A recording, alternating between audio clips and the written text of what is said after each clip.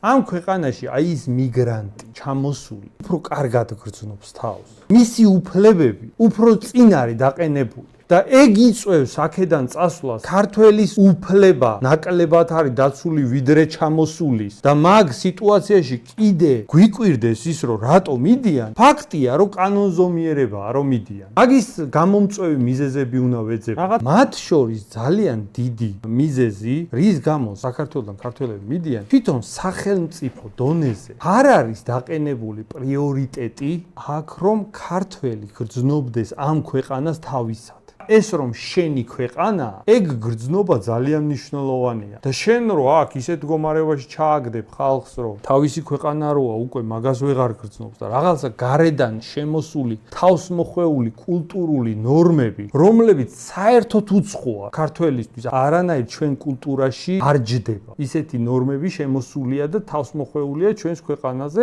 აი იგივე ოჯახების დანგრევის რა სტატისტიკაც არის, ხო? ოჯახებში უარდება პოლიცია და ოჯახები ინგრევა, ეგ ხო საერთოდ არაქართული მოვლენაა. კონსერვატორების საქართველოსთვის